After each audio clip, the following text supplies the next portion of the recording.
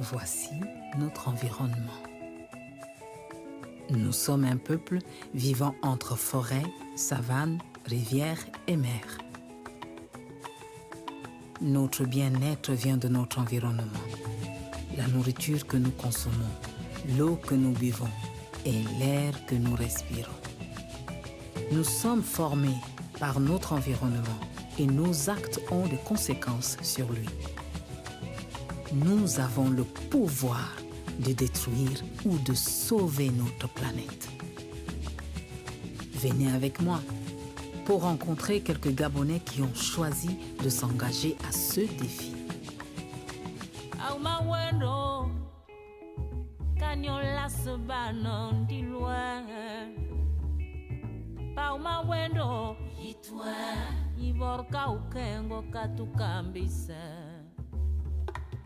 Paumawe itwo me wanu wende Paumawe itwo chetu watu wende Paumawende itwo me wango siale Paumawe itwo tuwo sialnandie.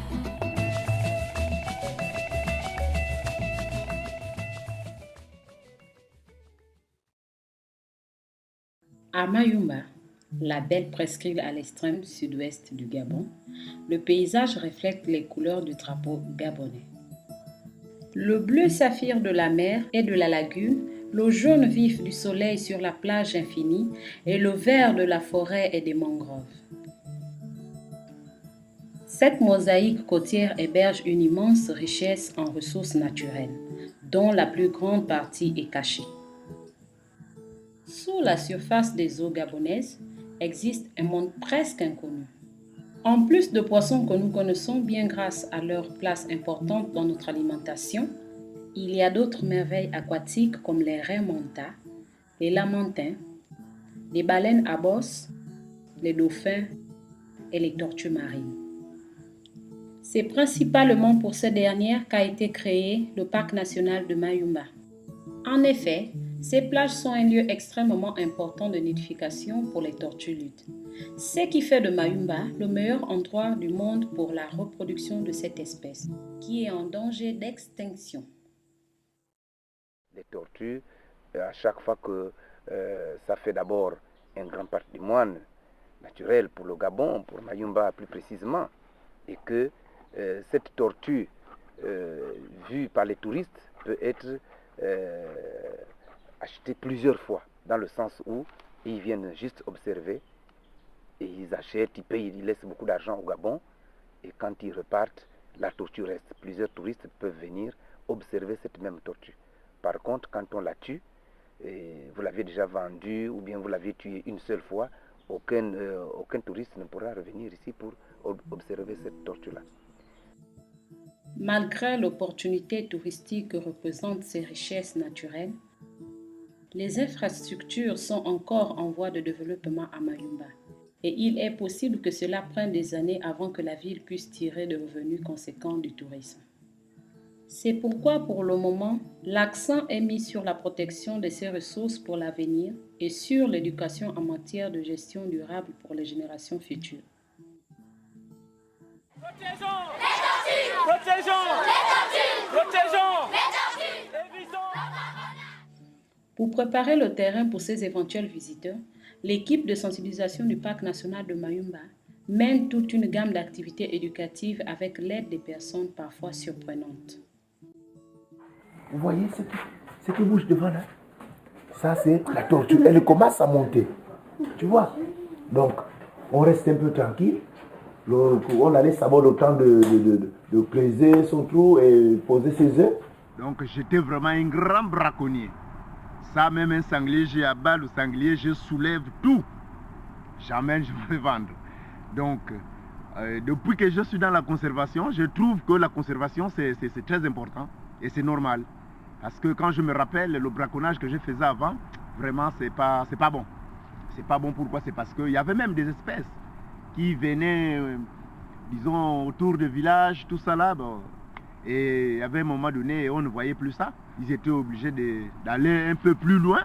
Tu vois, donc pour avoir encore une bête, il faut marcher des kilomètres et des kilomètres. Et c'était pas bon. C'était pas bon. Et les enfants, nos enfants, que nous sommes en train de mettre au monde, alors qu'est-ce qu'ils vont voir encore demain ou après-demain? Donc vraiment, en tout cas, la conservation, c'est une bonne chose.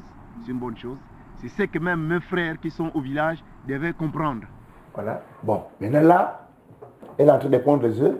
Là, elle est tranquille. Là, on peut s'approcher et bien filmer. Allez, venez. Voilà. Vous avez déjà vu une fois la tortue? Hein? Non? Voilà, voilà, ça c'est la tortue. Tu dis, oh, mais c'est bien, elle est grosse comme ça. C'est une grosse tortue. Oui, bien sûr. Vous voyez, ça se faisait. Il s'agit d'un processus sur le long terme. Or, même si la menace de l'extinction des tortues marines est une urgence au niveau mondial, il y a des menaces plus directes et immédiates pour la vie quotidienne de Maïzien, notamment en matière de sécurité alimentaire. Et à Maï-sur-Mer, l'alimentation, c'est d'abord la pêche. La pêche est un pilier central pour la vie maïzienne. Il est difficile d'imaginer comment la population de Mayumba pourrait vivre si les eaux poissonneuses s'épuisent. Plusieurs personnes ont constaté la diminution de cette ressource, largement accélérée par l'action de ceux qui ne respectent pas la loi. Regarde-nous à la haute bagnotelle au centre de Ndindi. Avant, quand moi j'avais l'âge au moins de 15 ans, 16 ans, non même depuis le débarcadère, tu embarques un filet, demain matin tu ne peux pas décrocher. Mais aujourd'hui, l'espèce est devenue rare. Quelqu'un qui a un filet qui peut quitter d'ici jusqu'à la pointe là-bas, demain il viendra trouver 10 mâchoires. Vous voyez que l'espèce a fui. Heureusement, il y a quelques personnes qui ont décidé d'agir. Nous avions une société, Socipé, qui enfreint à la loi. Alors on a strictement fait appliquer la loi. Nous avons pu mettre en rade 3 chalutiers et nous avons immobilisé leur personnel, leur activité et pendant tout ce temps, c'est sûr qu'ils n'auront plus à pêcher comme ils auraient souhaité. L'activité va se retrouver dans des difficultés et ce cas fera école. Je voudrais dire que les parcs nationaux font leur travail. Pour ceux qui critiquent les parcs nationaux, bon, ceux-là, ils se trompent quelque part. Vraiment, aujourd'hui, nous avons pu arrêter 3 chalutiers. C'est grâce aux parcs nationaux. C'était pas ça, on ne devait pas le savoir que vraiment notre dû et notre poisson du pays va se vendre ailleurs. Et pendant que nous-mêmes nous sommes en train de chômer. Vraiment, nous sommes très en joie, nous sommes très contents par rapport aux parcs nationaux. Donc, on a essayé de penser à tout le monde, les populations, mais vraiment tout le monde aura au moins 2 ou 3 poissons. Donc, c'était un travail passionnant parce que nous sommes directement en contact avec, nous faisons une sorte de police pour la mer parce que nous devons protéger les ressources halieutiques, nous devons protéger toutes les espèces qui sont importantes pour l'écosystème marin ainsi que l'écosystème lagunaire et continental. C'est une chance que la poursuite de ces 2 objectifs, gérer durablement la pêche et protéger les tortues marines, s'appuie sur des activités communes, voire symbiotiques. L'un des moyens les plus efficaces pour lutter contre la surpêche est la création des parcs marins.